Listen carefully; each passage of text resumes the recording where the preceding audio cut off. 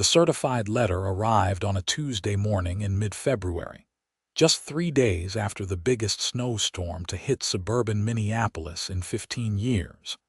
And I knew before opening it that my life in Meadowbrook Estates was about to become unnecessarily complicated. My name is Kevin Lawson, and I had been living in this particular HOA-controlled neighborhood for exactly 11 months. The house itself was perfect. A 4-bedroom colonial with a 2-car garage, excellent schools nearby, and enough yard space for my dog Bailey to run around. The HOA, however, had proven itself to be a different story entirely. From the moment I moved in, there had been nitpicking about my mailbox being 2 inches too tall, complaints about my garbage cans being visible from the street for 30 minutes past pickup time, and stern warnings about the shade of white I used to touch up my fence. But this letter topped everything. I stood in my kitchen, still in my pajama pants and a worn University of Minnesota sweatshirt, reading the document 3 times to make sure I was not hallucinating. The letter stated that I was being fined $500 for creating a hazardous and unsightly snow pile in violation of community standards and property boundaries. According to the complaint filed by Patricia Hendricks, the HOA president, my snow pile from clearing my driveway was allegedly encroaching onto common area property and blocking a drainage easement. I walked to my front window and looked at the offending snow pile. After the storm dropped 32 inches of snow, I had spent 4 hours with my snowblower clearing my driveway. Like any reasonable person, I had pushed the snow to the left side of my property, creating a sizable mound near the corner lot line. The pile was massive, sure, but it was February in Minnesota. What exactly did they expect me to do with it? Mail it to Florida? The letter included photographic evidence, which would have been amusing if it was not so infuriating. Patricia had apparently trudged through the snow to take multiple angles of my snow pile, complete with a measuring tape awkwardly stuck into the snow showing it extended beyond allowable property boundaries. The photos were time-stamped at 6:30 in the morning, meaning she had been out there at dawn documenting my snow removal efforts like some kind of deranged winter detective. I grabbed my phone and called my neighbor, Marcus Chen, who lived 2 houses down and had become a good friend over the past year. He answered on the second ring. "Please tell me you got one of these insane letters too," I said without preamble. "About the snow?" "Yeah, got mine yesterday." "Mine is only $250 though. My pile is apparently half as offensive as yours." Marcus laughed, but I could hear the frustration underneath. Patricia has officially lost her mind. I saw her out measuring everyone's snow piles last Saturday. She was wearing a reflective vest and everything, like she was conducting an official survey. "This cannot be legal. The snow is on my property." That is what I thought too, but if you look at page 3 of the letter, there is some clause about drainage easements and common areas. Apparently, there is a strip of land along our properties that counts as HOA territory for maintenance purposes. I flipped to page 3 and found the relevant section. It cited section 14.7 of the HOA covenant, which described a 15-foot easement along the northern property line of corner lots for drainage, utilities, and community access. The language was deliberately vague, probably written by a lawyer who got paid by the word. "Marcus, when we bought these houses, we got surveys done, right? I have a copy of mine somewhere." "Yeah, of course. You think the survey would show something different, I do not know, but I am not paying $500 because Patricia decided my snow is in the wrong spot. I am going to find that survey and see what it actually says." After hanging up, I spent the next hour searching through my filing cabinet until I found the survey from my home purchase. The document was technical and covered in lines, measurements, and property markers, but one thing was crystal clear. My property line extended well beyond where Patricia claimed the HOA easement began. According to the survey, the easement she referenced did not even exist on my lot. It was on the properties across the street. I took photos of the survey with my phone and then did something I probably should have done months ago. I looked up the actual recorded HOA covenants at the Hennepin County Property Records Office website. It took another hour of searching through poorly scanned documents from 1987, but I finally found the original plat map for Meadowbrook Estates. The plat map confirmed what my survey showed. There was no 15-foot drainage easement on corner lots along my side of the street. The easement Patricia referenced in her letter applied to a completely different section of the neighborhood, specifically lots 47 through 63 on Oakmont Drive. My property was lot 23 on Riverside Court. She had either made a mistake or was deliberately misrepresenting the covenants. Armed with this information, I drafted a formal response to the HOA. I kept it professional but firm, explaining that my survey clearly showed the snow pile was located entirely on my private property, and that the cited easement did not apply to my lot. I requested an immediate withdrawal of the fine and an apology. I sent the email to the official HOA address and copied all 5 board members whose contact information was listed on the community website. Patricia responded within 2 hours. Mr. Lawson, your survey is outdated and does not reflect the current community standards adopted by the HOA board in 2019. We contracted with a professional surveying company to remap all property boundaries and easements in Meadowbrook Estates. This updated survey supersedes your outdated purchase documents. The fine stands. Payment is due within 30 days or interest will accrue at 15% monthly. Patricia Hendricks, HOA President. I read the email twice, my blood pressure rising with each word. The idea that an HOA could unilaterally remap property boundaries without owner consent was absurd. Property lines were legal descriptions recorded with the county. You could not just change them because your HOA board decided to have a bad day. I called Marcus again. Did you know the HOA supposedly had everything resurveyed in 2019? What? No. I bought my house in 2020 and nobody mentioned anything about that. I would have definitely noticed if my property line had changed. Patricia is claiming they contracted a surveying company to remap the whole neighborhood and that their version supersedes our purchase surveys. Marcus was quiet for a moment. Kevin, that does not make any legal sense. Even if they did have someone survey, they cannot just change recorded property lines.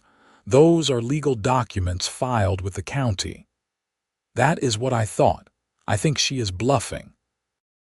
Or she genuinely does not understand how property law works, which is somehow worse since she is the HOA president. I spent the rest of that afternoon researching Minnesota property law and HOA authority. The more I read, the more certain I became that Patricia was either lying or deeply confused. HOAs had significant power over architectural standards, rules, and regulations within their communities, but they could not unilaterally alter legal property boundaries. The only way property lines could change was through a formal legal process involving surveys, agreements from all affected parties, and new documentation filed with the county. The next morning, I decided to take a direct approach. I would visit Patricia in person and show her the documentation. Maybe if we sat down face to face, this could be resolved without lawyers and escalation. I was an optimist that way, despite all evidence suggesting otherwise. Patricia lived in one of the larger homes in Meadowbrook Estates, a sprawling two-story with perfectly symmetrical landscaping, and a front door painted in a shade of red that I was 90% sure violated her own HOA color guidelines. I rang the doorbell at 10 o'clock, holding a folder with my survey and the plat map printouts. She opened the door wearing yoga pants and a fleece jacket, her blonde gray hair pulled back in a tight ponytail. She was probably in her mid-50s, with the kind of sharp features that seemed permanently arranged in an expression of disapproval. "Mr. Lawson, I assume you are here about the fine." "I am. I was hoping we could discuss this reasonably. I have documentation that shows the snow pile is well within my property boundaries." Patricia did not invite me in. Instead, she stepped onto her porch and crossed her arms. "I have already explained this in my email. Your documents are outdated." The HOA conducted a comprehensive survey in 2019 that established updated boundaries and easements. I opened my folder and pulled out the plat map. This is the original recorded plat for Meadowbrook Estates from 1987. It clearly shows no drainage easement on my property. The easement you referenced is on the opposite side of the neighborhood. She barely glanced at it. "That document is nearly 40 years old. Things change. The board decided we needed updated surveys to properly maintain community standards." "Patricia, with all due respect, HOAs cannot change property boundaries. Those are legal descriptions filed with the county. If your surveyor found something different, then someone made a mistake." Her expression hardened. "Are you suggesting I am lying?" "I am suggesting there has been a misunderstanding. Can you show me the survey your board commissioned? If we compare the documents, we can figure out where the confusion is." The HOA survey is proprietary information available only to board members. That does not make sense. If it affects my property, I have a right to see it. You have a right to follow community rules. The fine stands. Now, if you will excuse me, I have a conference call. She stepped back inside and closed the door, leaving me standing on her porch holding my folder like an unwanted door-to-door salesman. I stood there for a moment, stunned by the absurdity of the conversation. Then I walked back to my car and made a decision. If Patricia wanted to play hardball, I would get a professional involved. I called 3 survey companies that afternoon. The first 2 were booked solid for weeks. The third, Precision Land Surveying, said they could send someone out the next day if I was willing to pay a rush fee. I agreed immediately. The surveyor arrived at 8 the next morning. His name was Dennis Rogers, a weathered man in his 60s who had been surveying properties in the Twin Cities area for over 30 years. He wore a heavy winter coat and carried equipment that looked like something from a science fiction movie. "So you have an HOA dispute," Dennis said as we walked around my property. "I get about a dozen of these a year. Usually it is about fences or sheds, but snow piles are a new one. The HOA president claims there is a drainage easement that my snow pile is blocking. I have the survey from when I bought the house showing otherwise, but she says the HOA did their own survey that supersedes mine." Dennis stopped walking and turned to look at me. "An HOA cannot supersede a recorded property survey. That is not how this works. If they found an error in the original survey, that would need to be corrected through the county with all parties involved. They cannot just declare new property lines."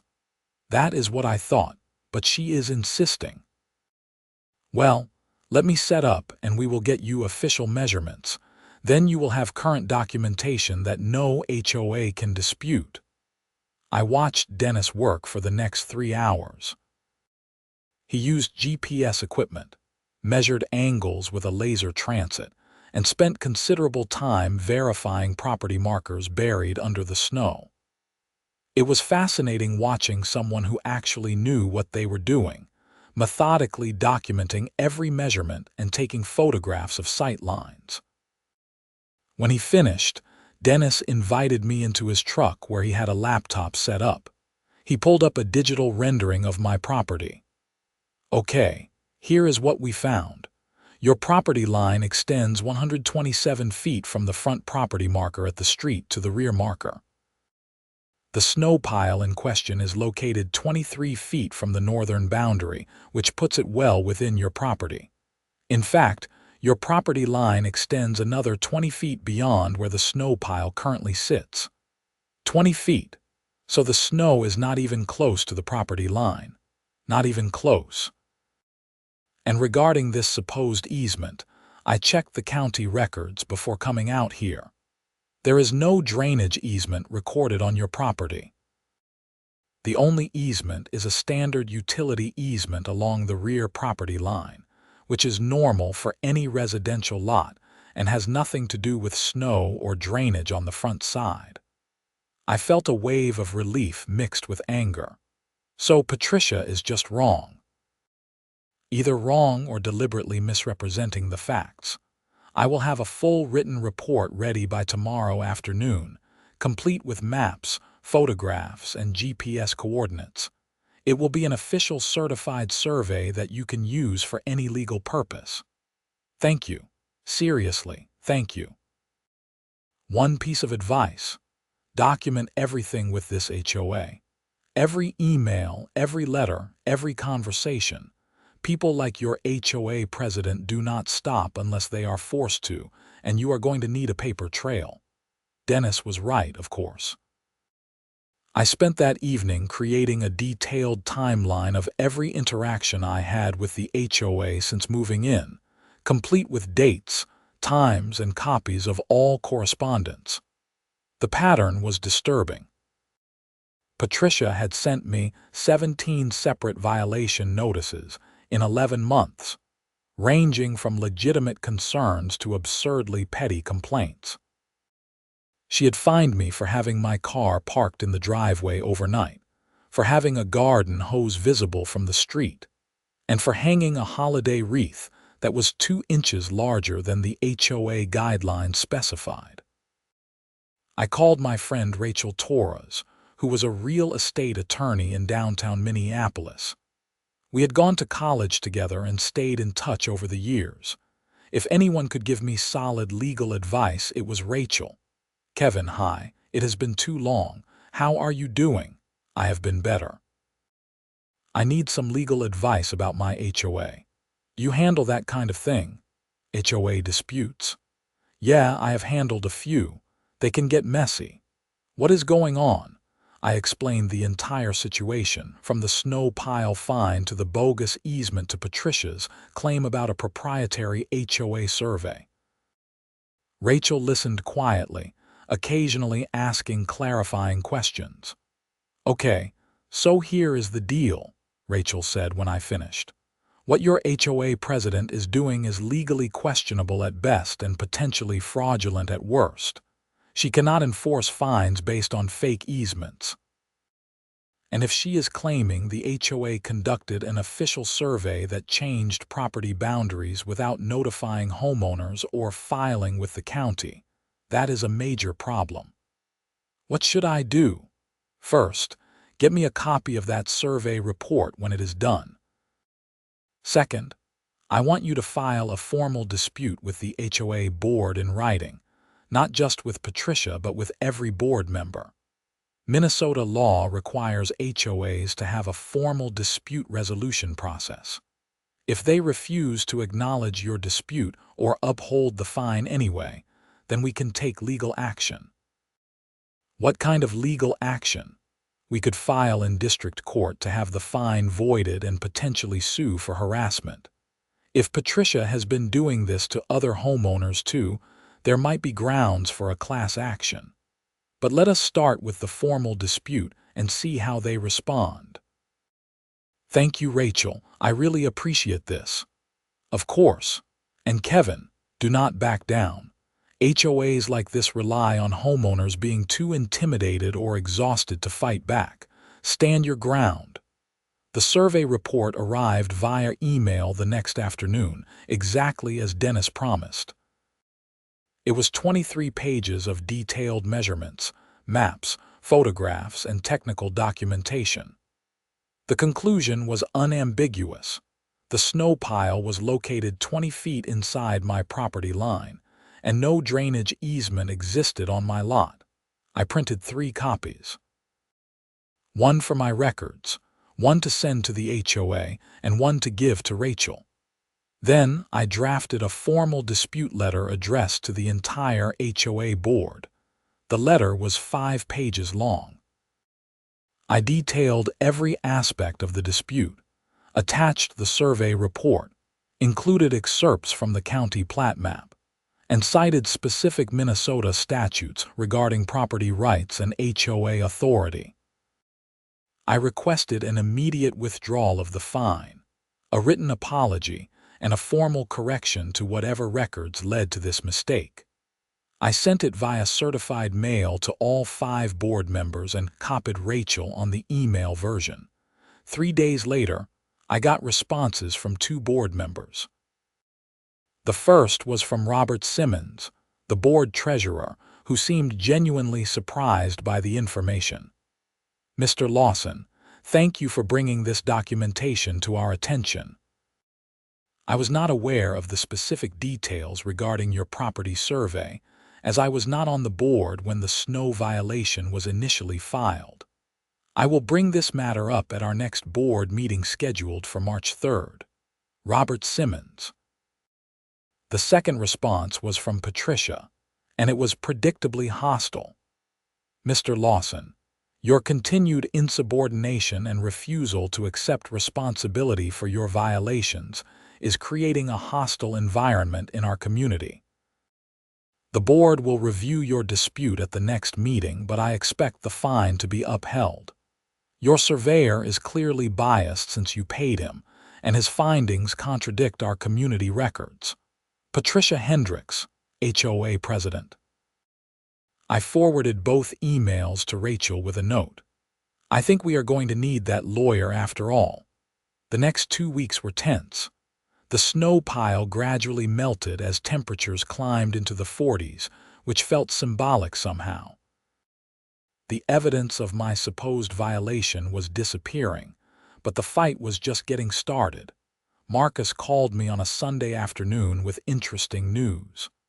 "Kevin, I have been talking to other neighbors about the HOA fines. Did you know Patricia has been hitting people with violations all winter? The Johnsons got fined for having icicles on their gutters.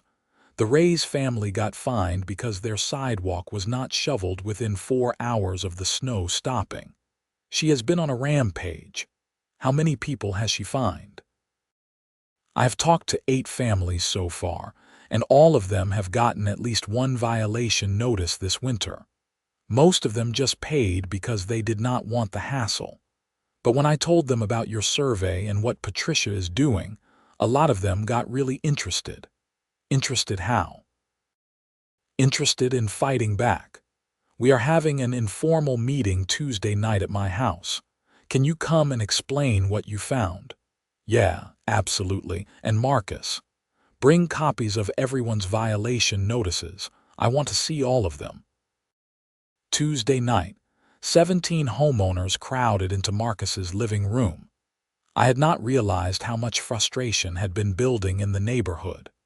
People were angry, tired, and fed up with Patricia's increasingly arbitrary enforcement of HOA rules. I presented my findings, showing the survey report and explaining how Patricia had fabricated the easement violation. Then, I asked everyone to share their own experiences. The stories were infuriating. A woman named Jennifer Coleman had been fined $300 because her holiday lights were still up on January 3rd, 2 days past the HOA deadline. The Nguyen family had been fined for parking a moving truck in front of their house for 6 hours during their move-in day. Tom Bradshaw had been fined because his lawn mower was visible through his garage window when the door was open. But the worst story came from an elderly couple, Donald and Marie Peterson, who lived at the end of the cul-de-sac. They had been fined $1,500 over the past year for various violations, including having a bird feeder in their front yard, which Patricia claimed violated rules about decorative items. When they disputed it, Patricia had placed a lien on their property. "A lien?" I asked, shocked. "She can do that," Donald nodded wearily. "According to the HOA covenants, if fines go unpaid for 60 days, they can file a lien. We got a notice from the county last month. Our attorney said fighting it would cost more than just paying, so we paid, but it cleaned out our savings." The room went quiet. This was no longer about petty annoyances and snow piles. Patricia was causing real financial harm to people, and she was using the HOA as her weapon. "We need to remove her from the board," Marcus said. "There has to be a process for that. I had actually researched this." There is. According to the HOA bylaws, board members can be removed by a vote of the membership. We need to get 51% of homeowners to vote for removal at a special meeting. "How many homes are in Meadowbrook Estates?" Jennifer asked. 83. "So we need 43 votes." "How many people are in this room?" I counted. 17 households represented here. Then we need to talk to every single neighbor and explain what is happening. We need to organize. That night became the foundation of what we started calling the Meadowbrook Accountability Group. We divided the neighborhood into sections, with each person responsible for talking to specific neighbors. Our goal was simple: document every unreasonable fine and violation notice Patricia had issued, gather support for her removal, and call a special meeting of the HOA membership. Over the next week, the stories kept coming. We discovered that Patricia had issued over 40 violation notices in just the past 3 months. She had created new rules without board approval, including a requirement that all exterior paint colors be pre-approved even for minor touch-ups, and mandatory monthly inspections of everyone's yards. More concerning, we found evidence that Patricia had been using HOA funds inappropriately. She had paid herself a management fee of $5,000 last year, despite the bylaws clearly stating that board positions were volunteer only. She had also hired her brother's landscaping company to maintain the common areas at rates significantly higher than market value. Rachel reviewed all the documentation I had compiled. "Kevin, this is potentially criminal. If Patricia has been embezzling HOA funds or engaging in self-dealing, that is fraud. You need to report this to the authorities." "What authorities handle HOA fraud?" "Start with the Minnesota Attorney General's office. They have a division that handles consumer protection and can investigate HOA complaints. You should also consider filing a police report if you think actual crimes have been committed." I spent an entire day compiling a formal complaint to the Attorney General's office. The document included timelines, financial records obtained from the HOAs, required annual budget disclosures, copies of violation notices, and testimonials from affected homeowners. I submitted it online and received a confirmation that it would be reviewed within 30 business days. Meanwhile, we moved forward with calling a special HOA meeting. According to the bylaws, any group of 10 homeowners could petition for a special meeting by submitting a written request to the board. We had 17 households on board, so we drafted a formal petition requesting a special meeting to vote on Patricia's removal and to address concerns about HOA governance. We submitted the petition on a Monday morning. By Monday afternoon, Patricia had responded with a scathing email to the entire neighborhood. It has come to my attention that certain residents are attempting to undermine the authority of your elected HOA board through false accusations and coordinated harassment. As your president, I have worked tirelessly to maintain property values and community standards in Meadowbrook Estates.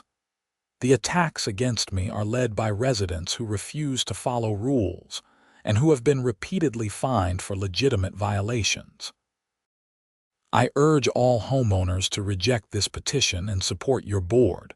Patricia Hendricks, HOA President. The email backfired spectacularly. Instead of intimidating people into silence, it galvanized the neighborhood. Within 24 hours, 12 more households reached out to join our group. People were forwarding Patricia's email with their own horror stories attached. The Nextdoor app for our neighborhood became a forum for sharing grievances.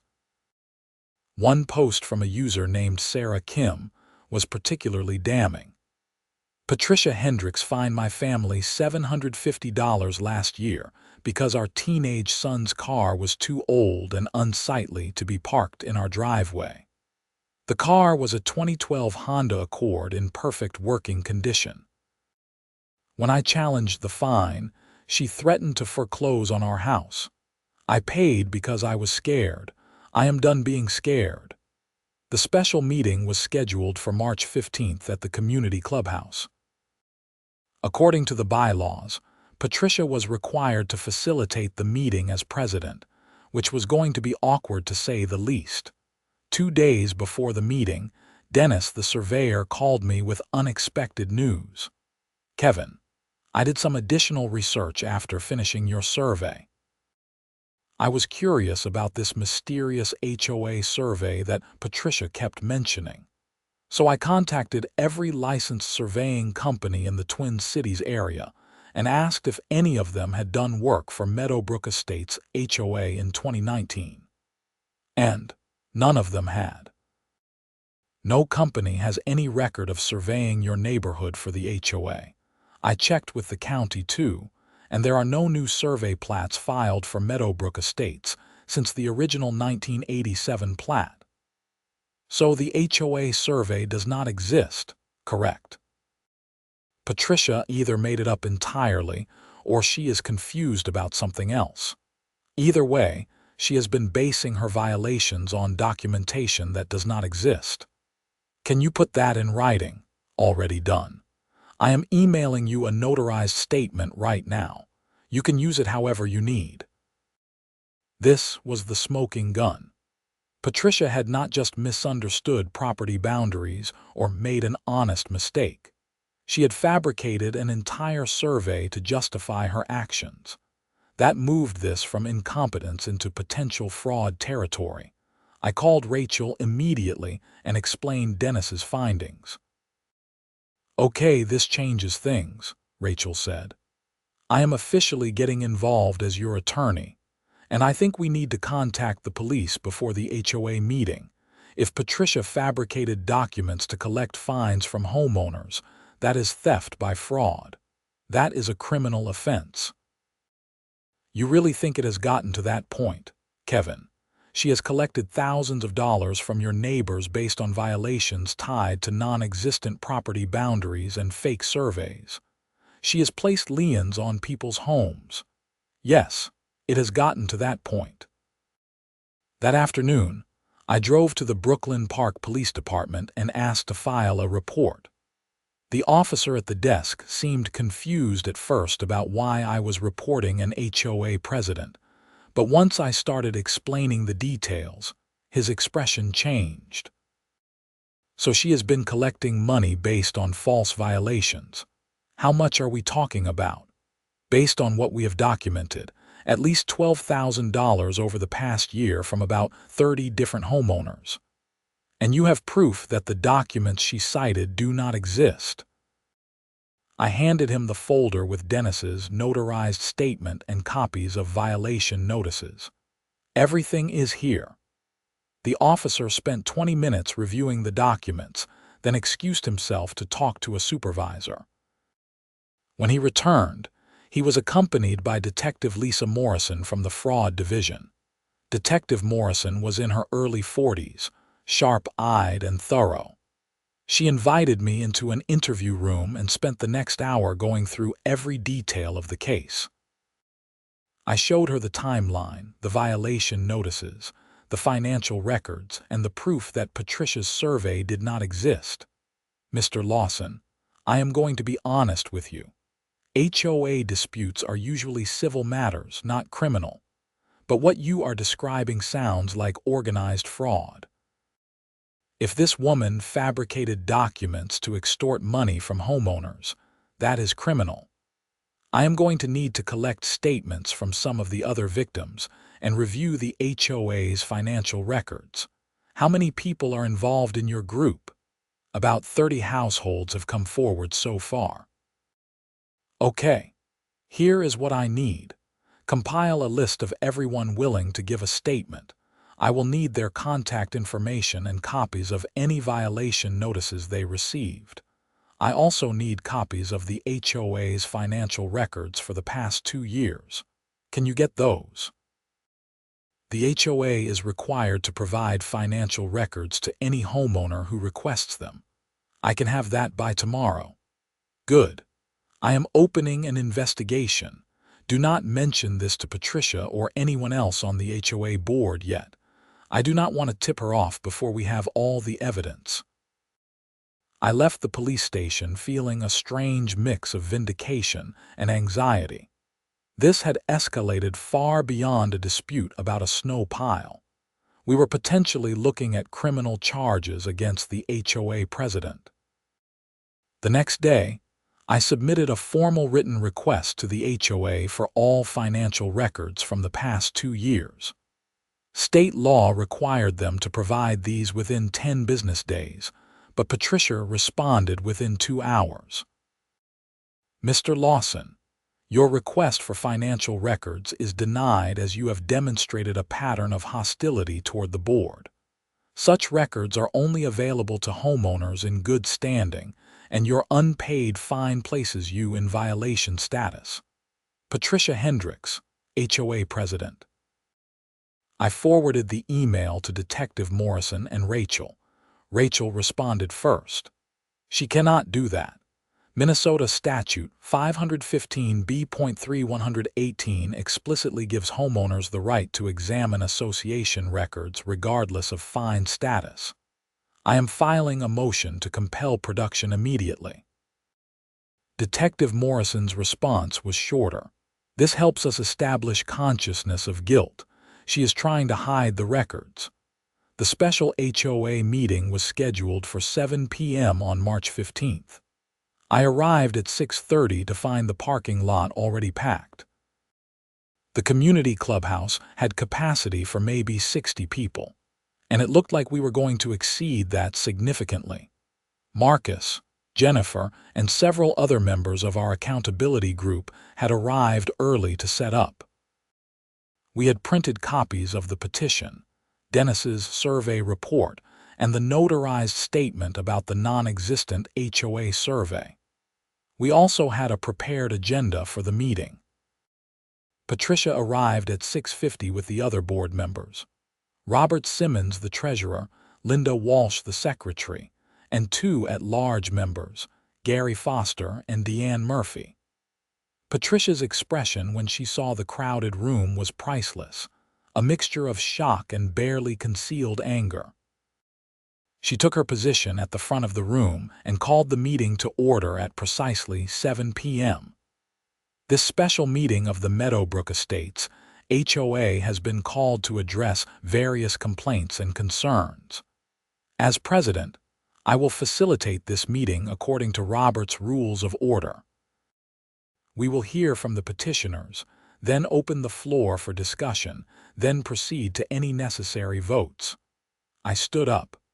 I am Kevin Lawson, one of the petitioning homeowners. We have called this meeting to address serious concerns about HOA governance, specifically regarding improper fines, misuse of funds, and fabrication of property documentation. We are requesting a vote to remove Patricia Hendricks from her position as HOA president."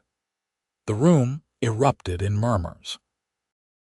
Patricia's face turned red. "That is a serious accusation, Mr. Lawson.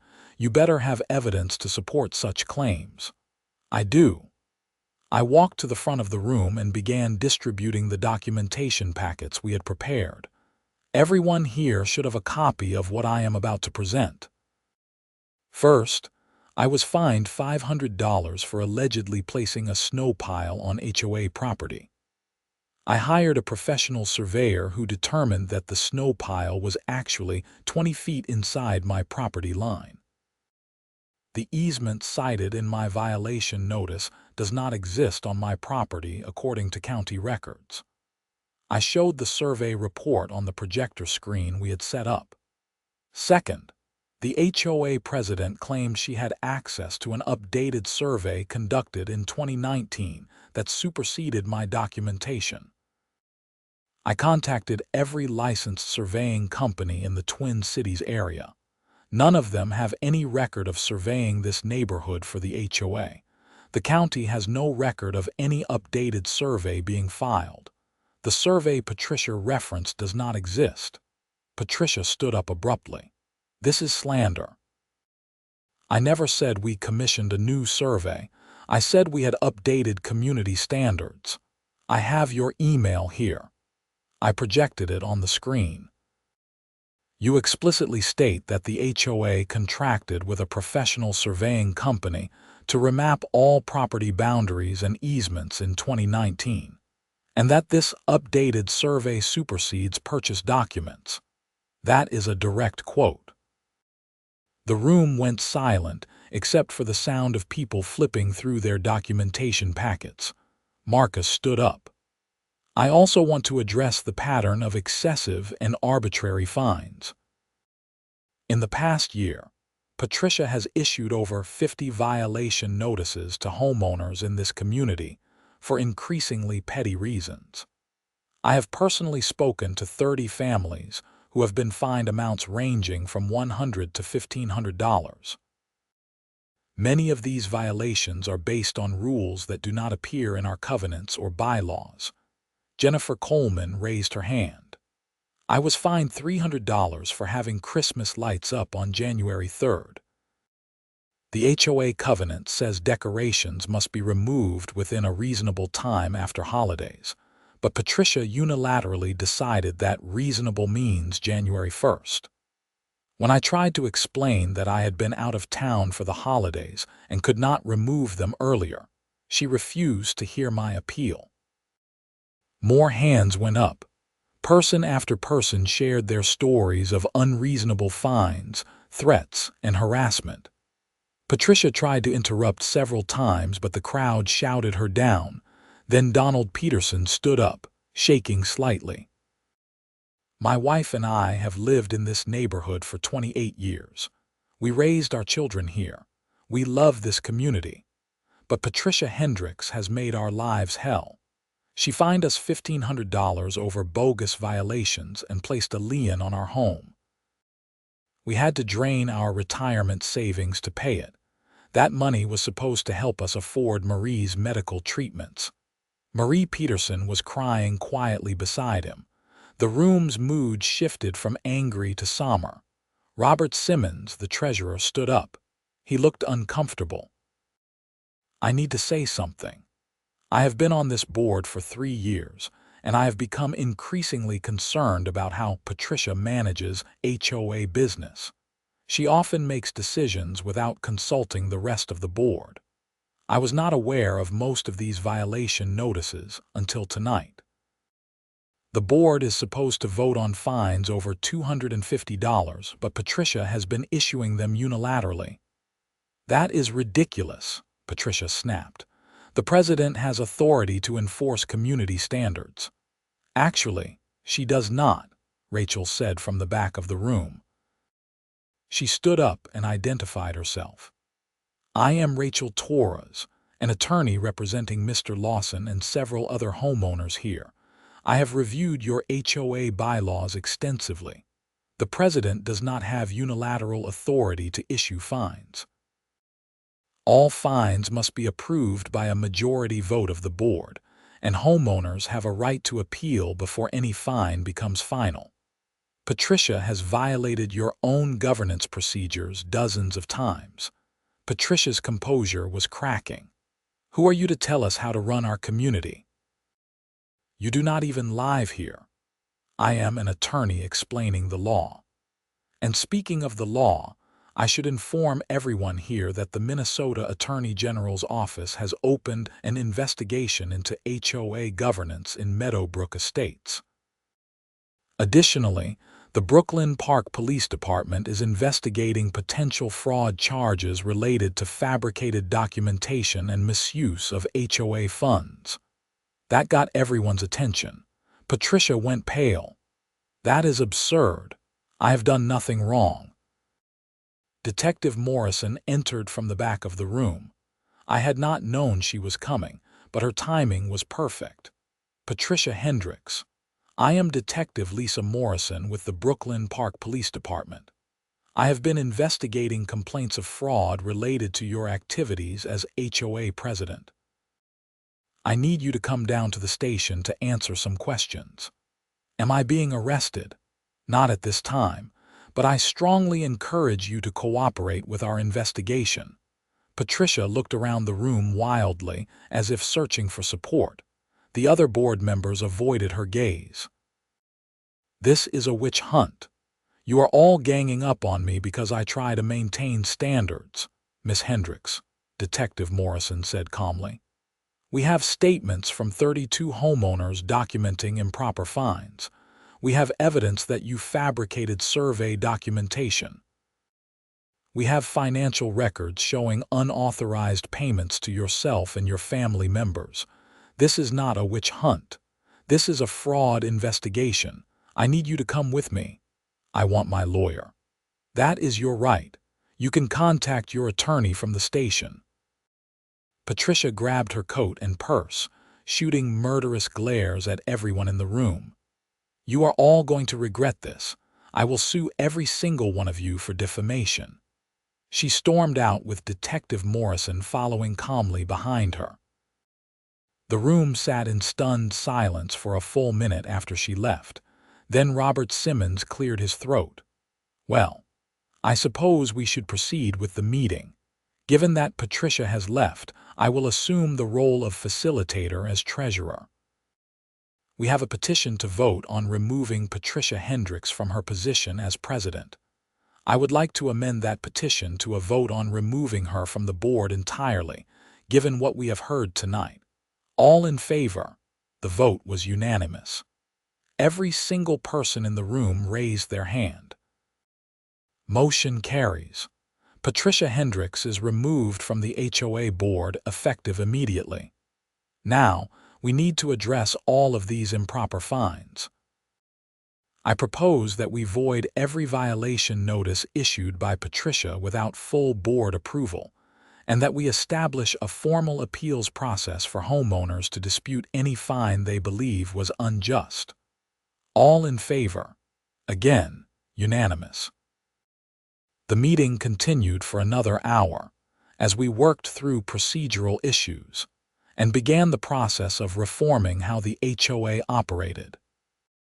We voted to establish new oversight procedures, require board approval for any fine over $100, and create a homeowner committee to review all governance policies. Robert Simmons was elected interim president, and elections for a new permanent board would be held in 60 days. I drove home that night feeling exhausted but relieved. The snow pile that had started this entire mess had melted weeks ago, but it had revealed something much more important: a systematic pattern of abuse and fraud that had been damaging my entire community. The following weeks brought more developments. Detective Morrison's investigation uncovered that Patricia had embezzled over $18,000 from HOA funds over 3 years. She had been paying herself unauthorized management fees, hiring her brother's landscaping company at inflated rates and pocketing kickbacks, and even using HOA funds to pay for personal expenses that she disguised as community supplies.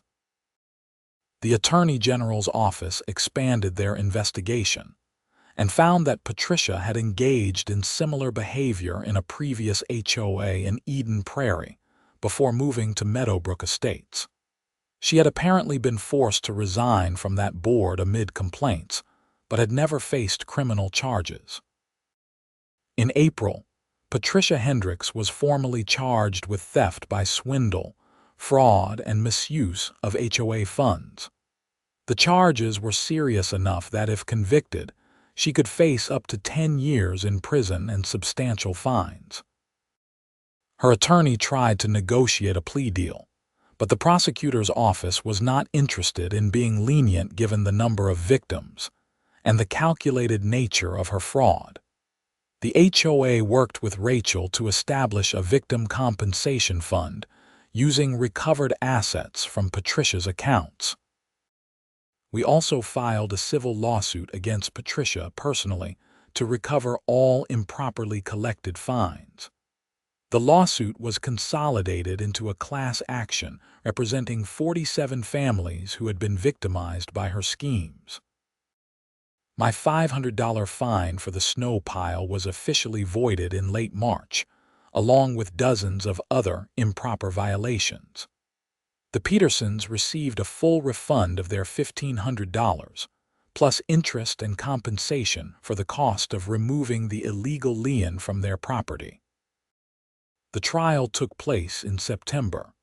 I attended several days of testimony, watching as homeowner after homeowner took the stand to describe how Patricia had harassed and financially harmed them. The evidence was overwhelming. Dennis the surveyor testified about the non-existent HOA survey. Financial experts testified about the embezzlement scheme. Even Patricia's brother testified, admitting that he had paid her kickbacks on the landscaping contracts. The jury deliberated for less than 4 hours.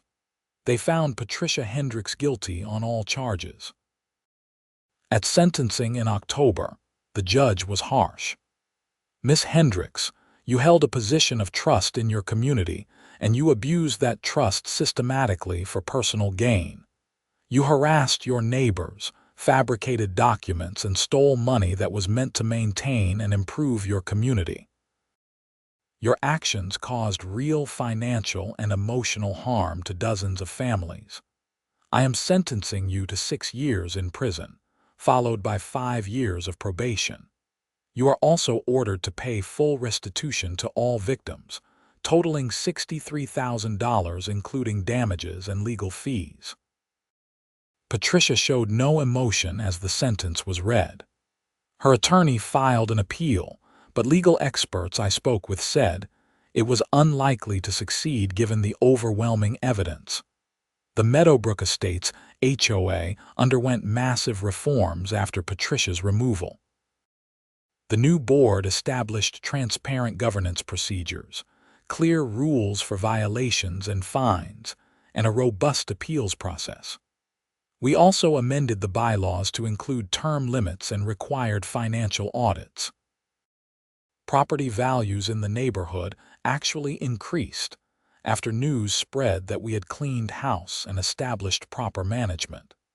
I became good friends with many of the neighbors I had met through this ordeal.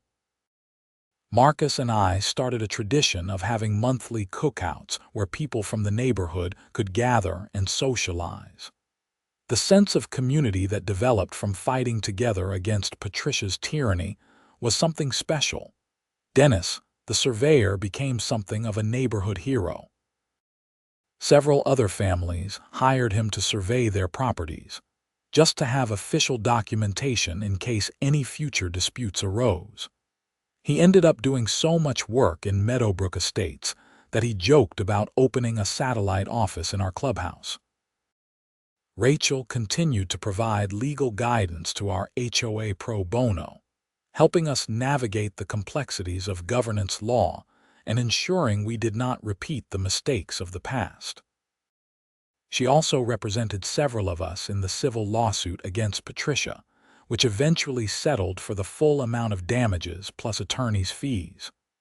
One evening in November, I was sitting on my porch with Bailey, my dog, watching the first significant snowfall of the season. Marcus walked over with 2 beers. "Think you are going to clear your driveway this year, or are you traumatized?" he asked with a grin. "Oh, I am definitely clearing it, and I am putting the snow pile in the exact same spot, 20 feet inside my property line where it belongs. You should put up a sign. This snow pile is 20 feet inside my property line. Do not touch." We both laughed.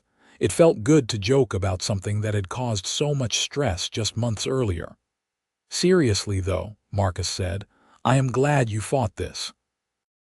If you had just paid that fine and moved on, Patricia would still be terrorizing everyone. You did a good thing." "We did a good thing. This was not just me. It was everyone working together." "True. But you started it. You stood up when most people would have just complained and paid up." I thought about that. He was right that I could have just paid the $500 and avoided all of this.